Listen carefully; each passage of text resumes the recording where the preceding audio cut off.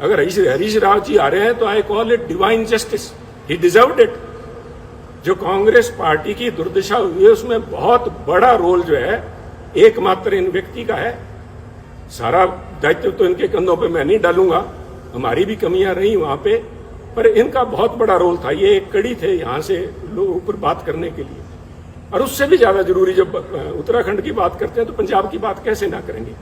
मैं पंजाब की बात के ऊपर कुछ समय लूंगा। मैं आपसे धैर्य की अपेक्षा करता हूं कि कृपया थोड़ा धैर्य रखें, क्योंकि पंजाब का मुद्दा सिर्फ वहां पे सरकार बनने ना बनने तक सीमित नहीं है। बहुत ही एक आधारभूत मुद्दा है जो पंजाब से जुड़ा हुआ है। पंजाब में जो घटनाएं वापरी हैं और जिस वजह से वहां पे पार्टी की जो दुर्गत हुई है पंजाब में, उसकी समस्याएं जो हैं उनके दूरगामी और आधारभूत उसका प्रभाव पड़ेगा। एक बात मैं मानता हूं कि देश जो है, भारतवर्ष जो है, एक सेकुलर देश है, और उस भारतवर्ष के अंदर अगर सबसे कोई सेकुलर प्रांत है तो मुझे इस बात का गर्व है कि वो पंजाब है। और पंजाब ने बार बार ये दर्शाया है, यहां तक कि 25,000 पंजाबियों ने कुर्बानी दे के भी, आतंकवाद के उन काले दिनों में 25,000 पंजाबियों की कुर्बानियां हुई, परंतु वहां आपसी भाईचारे और सेकुलरिज्म के ऊपर आंच भी नहीं आई। परंतु आज एक छोटी सोच का व्यक्ति, छोटी सोच का सो कॉल्ड लीडर, छोटी सोच का एक छोटा नेता जो बड़े पदों पे आसीन है, उसकी जुबान ने वो करने का प्रयास किया जो आतंकवाद के काले दिनों के अंदर AK-47 की गोलियां भी नहीं कर पाई। ये तो पंजाबियों को मैं दाद देता हूं कि उन्होंने फिर से मौका संभाला। और आप देखिए, जीता जागता सबूत देखिए। अगर किसी को इस बात के परिणाम की, इसको प्रूफ की जरूरत है तो वो देखिए कि इस इलेक्शंस के अंदर जिसके नतीजे 10 मार्च को भी आए हैं,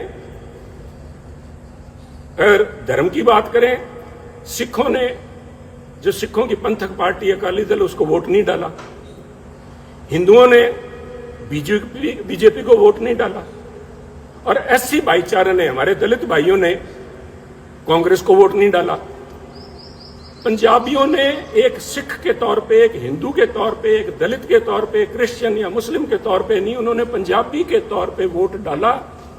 और इस सारे आडंबर को ढा के उन्होंने एक आस और उम्मीद को वोट डाला, एक रंगले पंजाब की आस, एक बेहतर फ्यूचर, बेहतर भविष्य की आस में उन्होंने वोट डाला।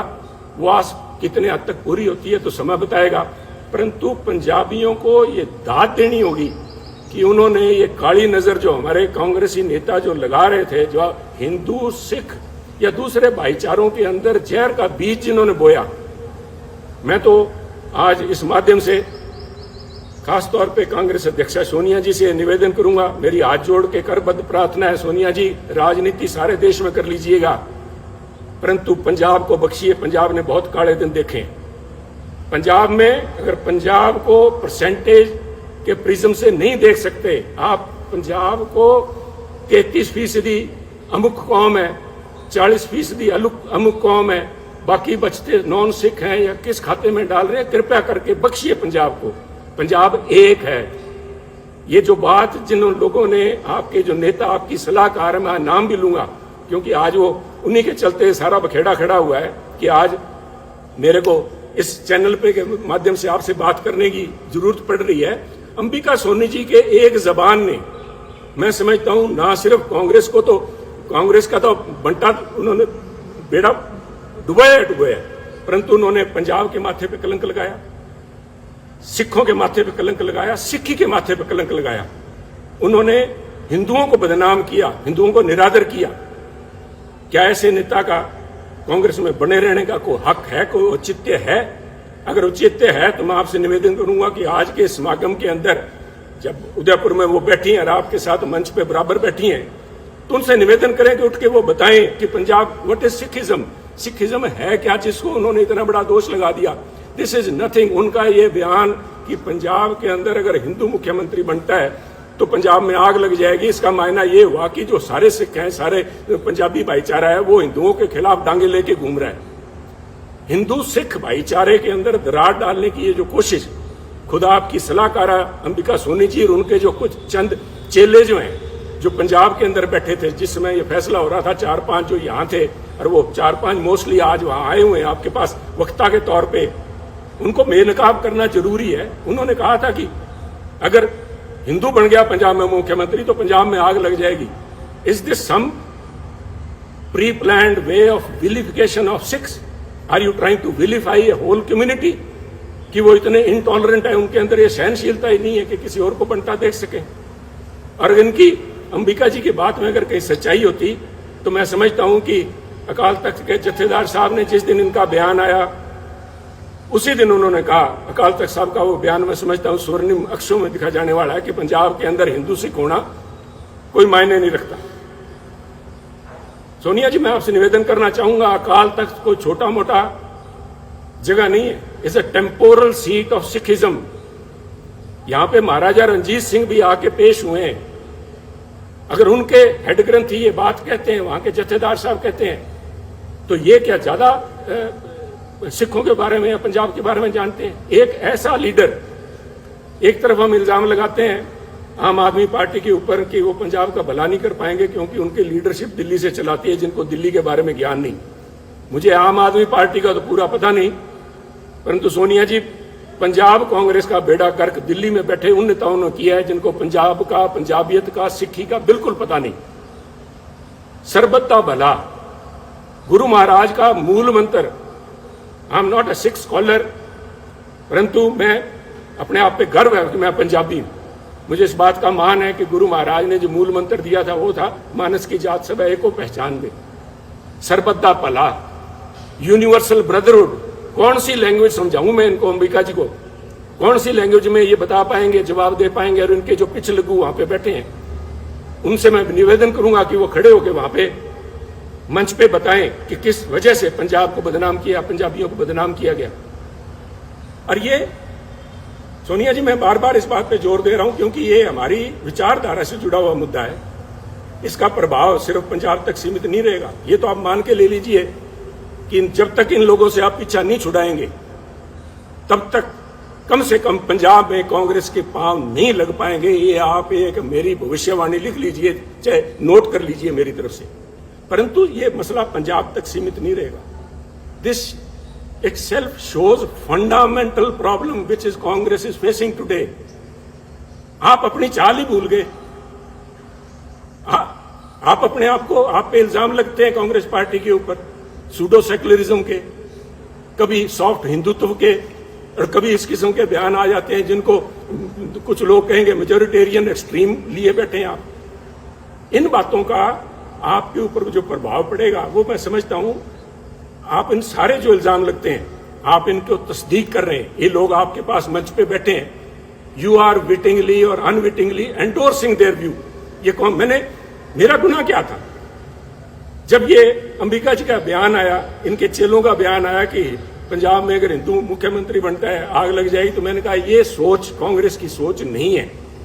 ये सोच किसी एक, आई सेड ए पेटी person, a small-minded person occupying high positions, and I meant your advisor, Ambika ji. Let me be honest with you. मेरे को फांसी लगानी है, लगाइए आप। मैं आज यहाँ सफाइयाँ देने के लिए नहीं आया आपके पास में। मैं तो आपको एक राय देने के लिए आया हूँ जो पंजाब की भावना आपके सामने रखना चाहता हूँ।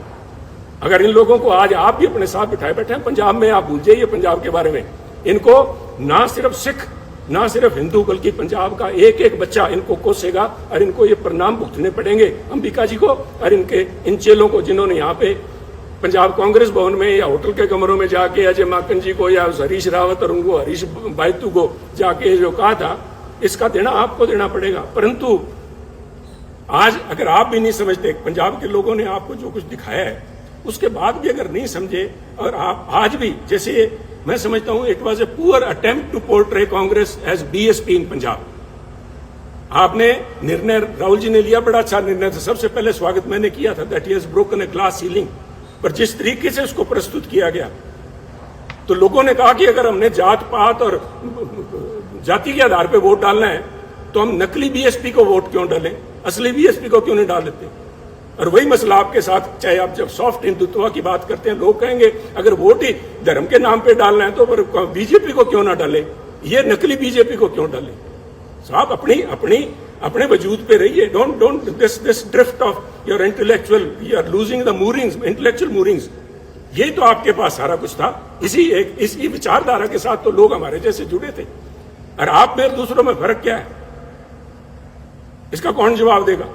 ये जवाब तो आपको ढूंढने पड़ेंगे। इसके लिए किसी सलाहकार की जरूरत नहीं पड़ेगी। इसके साथ ही पंजाब की जब मैं बात करूंगा, मैं नहीं चाहता था कि मैं अपनी बात करूं। मैं यहां सफाई, फिर से कह रहा हूं, मैं सफाई देने के लिए यहां नहीं आया।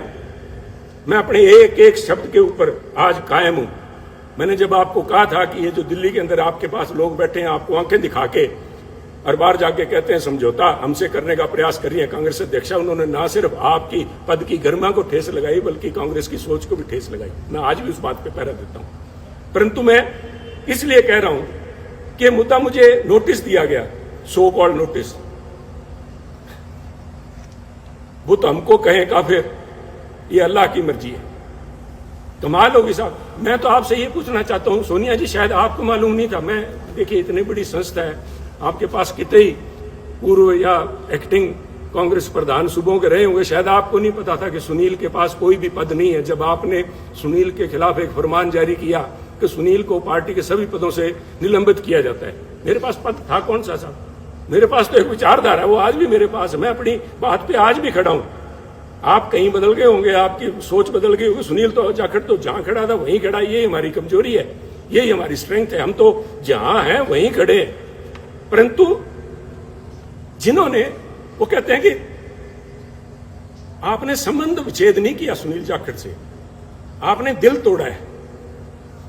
दिल भी तोड़ा तो तूने सलीके से न तोड़ा, बेवफाई के भी कुछ आदाब होते हैं। नोटिस दे रहे हो सुनील जाखड़ को, 50 साल 3 पीढ़ियों का संबंध है। मुझसे बात करने में किसी को शर्म आ रही थी? ये मैं सारे जवाब आपको दे सकता था, परंतु मैं आज जवाब देने के लिए नहीं आया। मैं जो बात देने का आपसे कहने के लिए आया हूं, जिस, क्या कहूं मैं, मजाक कहूं या इसके ऊपर तरस आता है मुझे, मुझसे आपने मुझे नोटिस दिलाया, कि ऐसे व्यक्ति से नोटिस दिलाया, और इस बात के लिए नोटिस दिलाया कि मैंने आपकी सलाहकारा के खिलाफ अपशब्द बोले। चलो मैंने तो आपकी सलाहकार अंबिका जी के खिलाफ जो कुछ बोला ना बोला, पर नोटिस इससे दिलाया आपने।